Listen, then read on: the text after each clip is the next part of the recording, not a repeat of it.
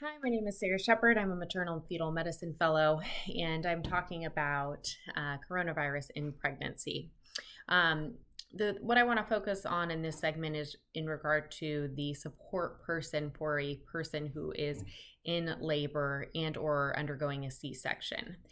It is very important for a woman at the time of delivery to have their significant other, whether that be their wife, their husband, the father of the child, whom an aunt, a mom, a grandmother, whomever that person identifies as their support person. The Society of Maternal Fetal Medicine, the American College of Obstetrics and Gynecology, myself and my colleagues all understand and emphasize the importance of having a support person at the time of delivery.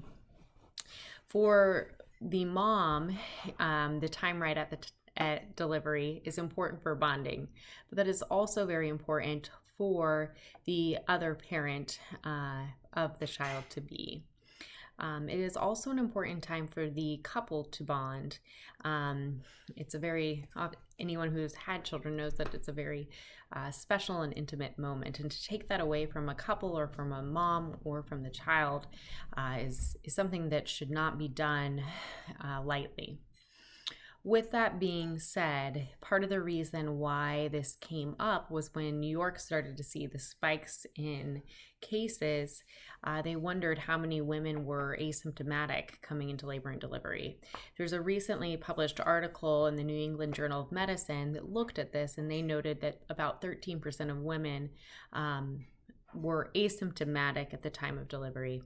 Now, there's a few things that I think that I kind of made me question this is how many of those were coming in maybe for elective inductions and were truly just feeling well? How many of those were in early labor and maybe some of the symptoms of coronavirus they brushed off and the patient was actually experiencing symptoms from the virus and not necessarily symptoms of labor? So I think we have to kind of look at that study with a grain of salt. I think that we also don't know the sensitivity or the specificity of tests, and there's so many different tests out there. They're all PCR tests, but different people have manufactured them.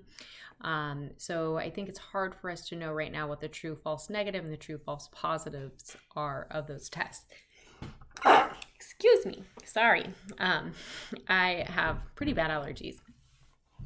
So with that being said, the concern that pregnant women were at maybe even were more likely to be asymptomatic. I don't know if anybody's ever really made that argument or if this was reflective of the general population. It was concerning that there were asymptomatic people coming to labor and delivery, and appropriate respiratory droplet precautions were not in place for those women. With that being said, the next step was to try and control for that was essentially not allowing a woman to have their partner at the delivery. This is no longer the case in New York. Many people felt like this was an unfair situation to put a mom in. The current guidelines from ACOG and SMFM is that a woman can have one support person at the time of delivery, and that person must be free of any symptoms. So must be afebrile, no cough.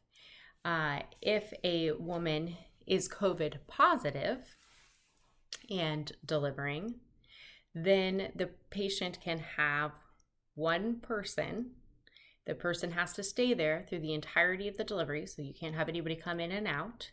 And that person has to be asymptomatic as well. If the patient's partner is having symptoms, they can have a different support person, but that support person cannot live in the house of the patient or the significant other and must be asymptomatic. So those are the current guidelines. They may change a little bit, but I feel that there are many obstetricians and gynecologists that are going to fight to make sure that a woman can have a partner at the time of delivery because it is so important. for both mom and the other partner. So that is going to be the video for the night. I will try to do another one